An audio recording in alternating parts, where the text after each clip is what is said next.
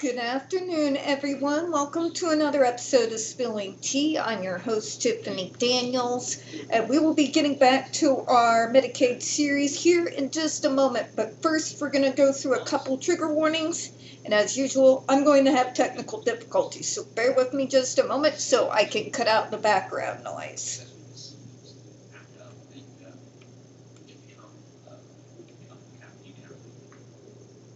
As I said, technical difficulties.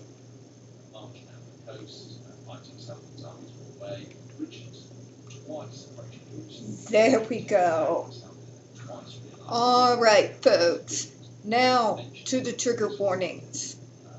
In regards to this channel, we definitely do have it marked not for kids for a reason.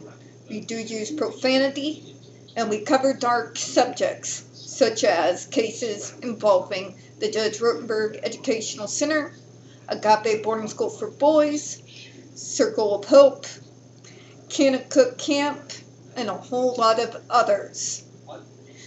So if your child is 16 and younger and they are watching this, very much parental supervision is very much advised.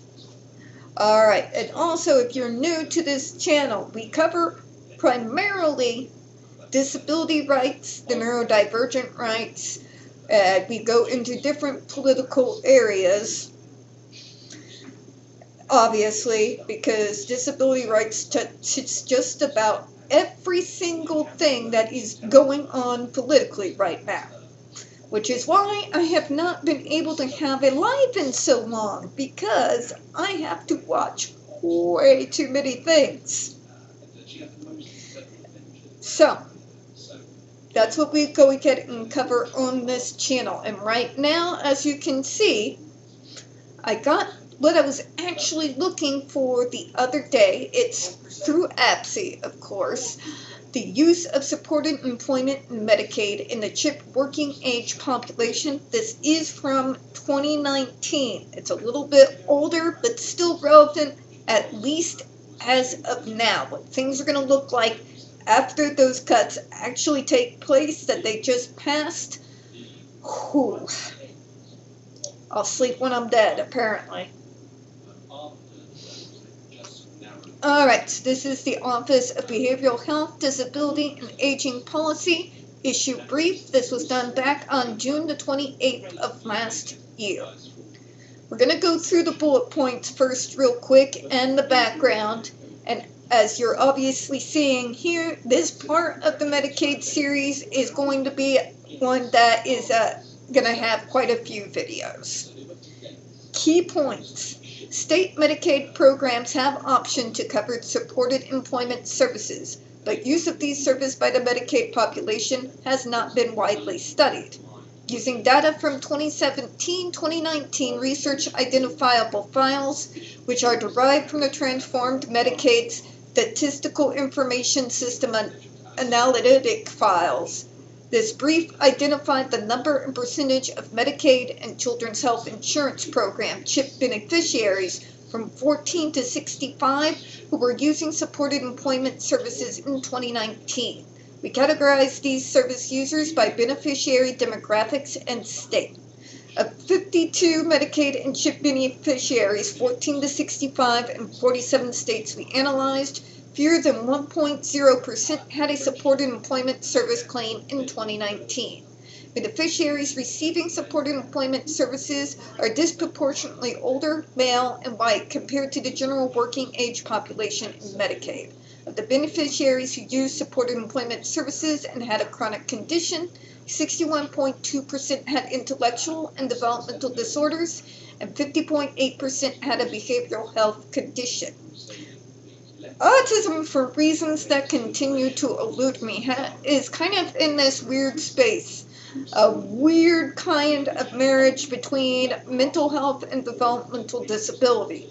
Because for multiple years, my diagnosis was considered more mental health instead of the developmental disability it actually is.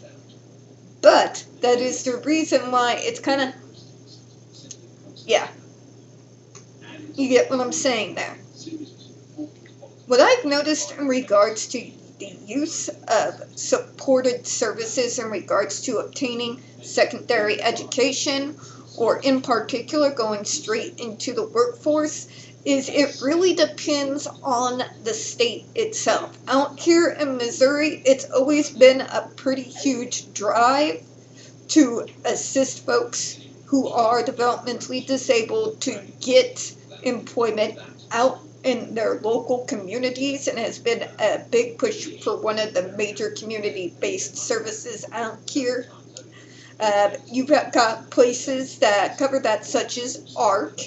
Even Burl has a sector that goes into that a little bit, although not quite as much as some of the others.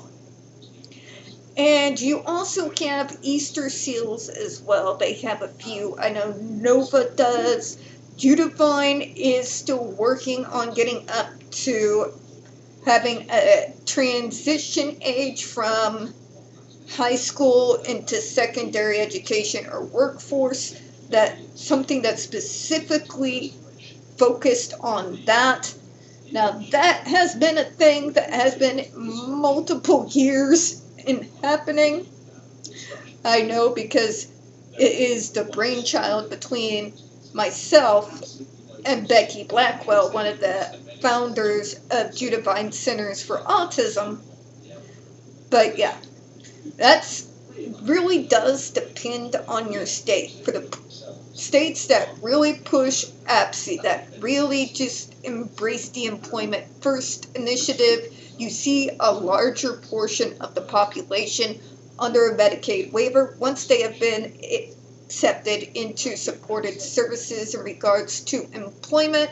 Is a little bit larger in a state like mine than maybe in some others. I've also noticed, in spite of that, even within my state, there's difficulties in some of the, we call them satellite offices, out in the more rural areas. It's just not as easy to get information out there to those folks, to get people involved and let them know that those services are available. But yeah, there's a lot of factors that go into that. So we're going to be going through this because I think it's important. Because once again, I don't think a good majority of those who are in federal government positions right now, particularly those in the House or the Senate, really have any idea how many areas of life that Medicaid funding touches that would not be possible without that funding. So we're going to go ahead and get into the background here. So here we go. Most people want stable employment, but some require more support than others to find and maintain a paid job. Supported employment is an evidence-based approach to helping people with disabilities obtain competitive work in integrated settings. That is, working for a competitive wage in the community with other people that do not necessarily have disabilities to advance the goal of community living. Several federal and state programs cover supported employment services, which is what we were just talking about a moment ago. A lot of these states, like Missouri, may have separate Medicaid waivers that you have to get approved for to be able to get into those services. Some do not, but let me go ahead and continue here. The services are typically provided for competitive job placements in integrated settings. Might include any of the following: vocational job-related discovery or assessment. So that's when you start beginning into those job services. It's usually an assessment and a meeting to talk about what are your talents. In particular, with the autism pilot program, that was the birth between Folk Rehab, ARC, and Burl. That pilot project got started about around 2013, 2014, I believe. That was like right before I left the state, like when that was getting there. And I was one of the consultants on that particular pilot project to help identify those talents or those areas of special interest that if we work together correctly, could lead to some meaningful community-based employment and a regular flow of income for people who are neurodivergent. Let me go ahead and continue here. Sorry, I do this a lot. This is one of my areas that was really my specialty, so I will take you into left field. And then another left turn into left field, and before you know it, you're in special unicorn land. Alright, so I was right here. Job placement, job development, negotiation with prospective employers, job analysis, modification of job descriptions for individual training and systemic instruction, job coaching, benefit support, transportation to job training and planning sessions, career advancement services, and other workplace support services.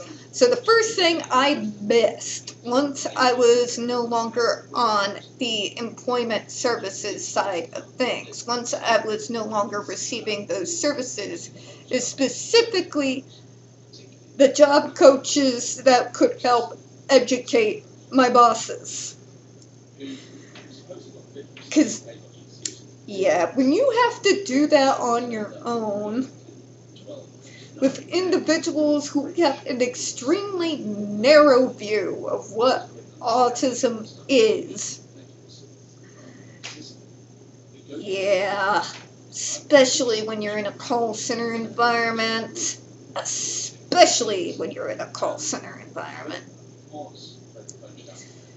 It is extremely useful. It's very powerful for us. That way our bosses will understand that we are not seeking to be subordinate or argumentative.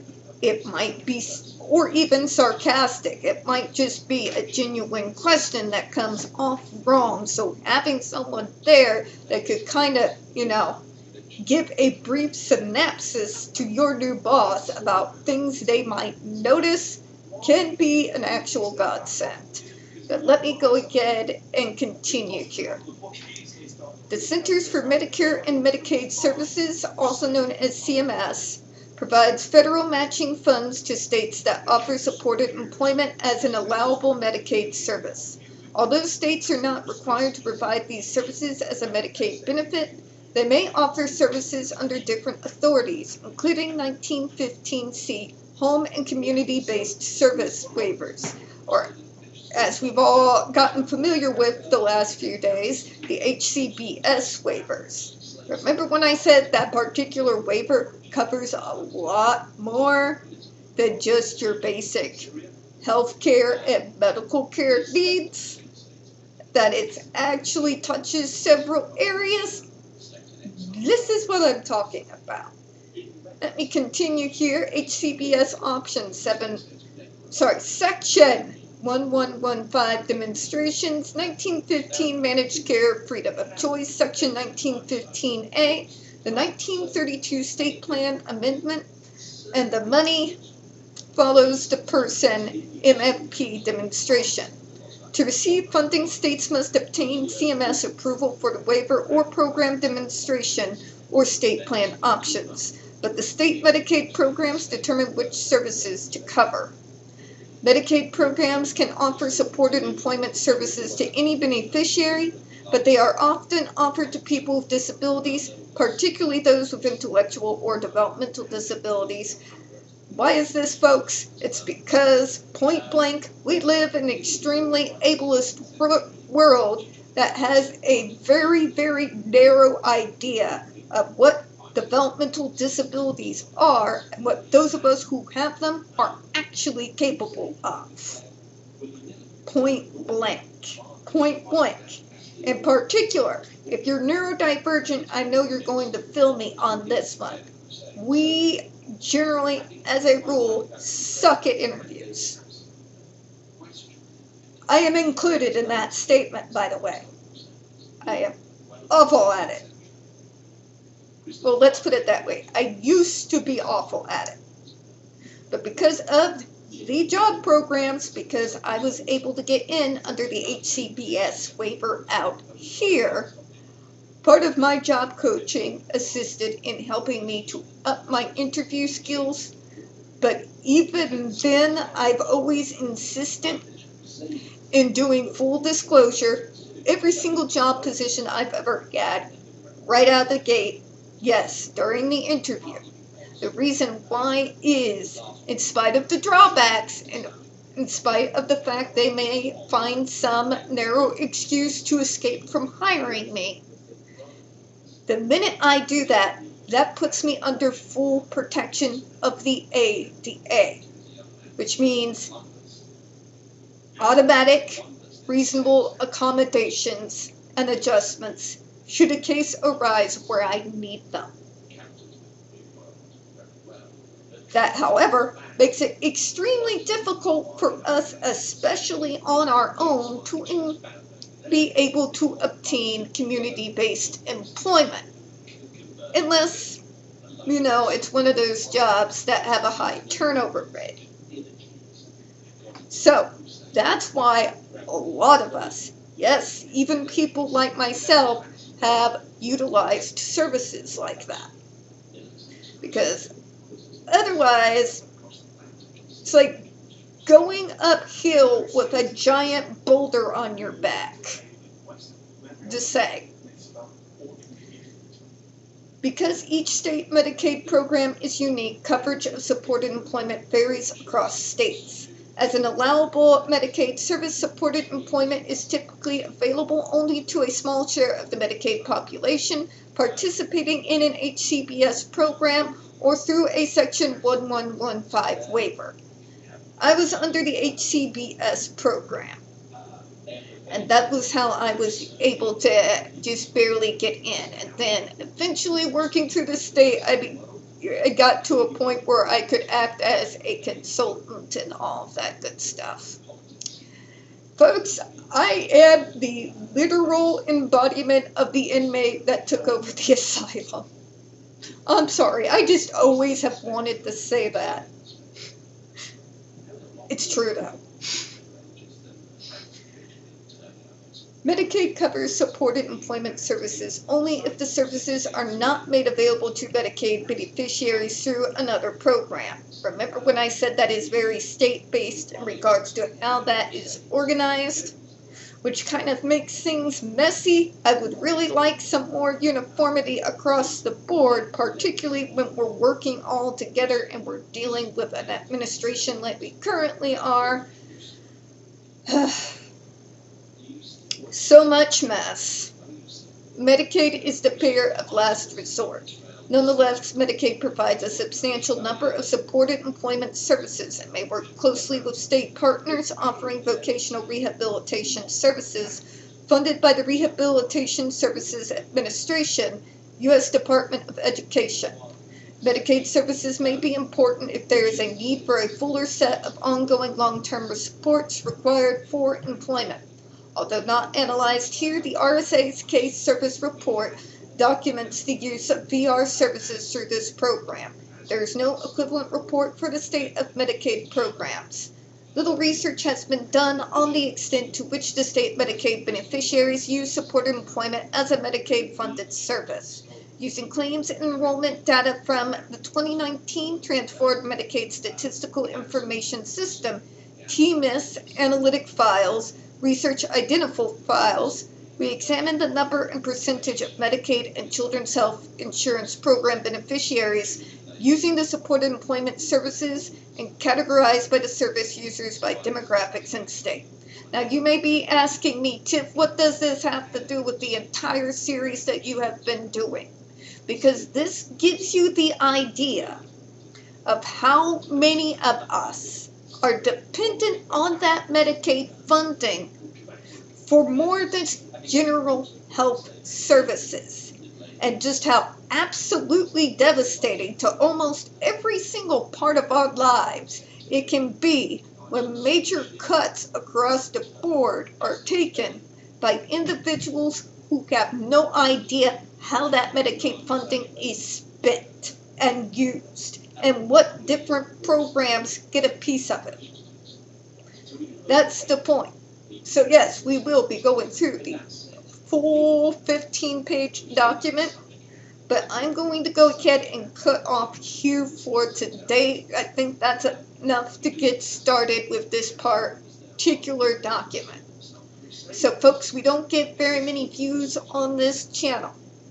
The few we do get do tend to get removed from time to time. If you could, please don't forget to hit the like button, hit subscribe, and please folks don't forget to hit the comments. I do appreciate your time, and as always folks, we here at Spilling Tea absolutely do hope you have a good one. I will see you all here in a minute. We're going to start down the rabbit hole, and we're going to be starting at the history of the anti-vax movement. But bye everyone.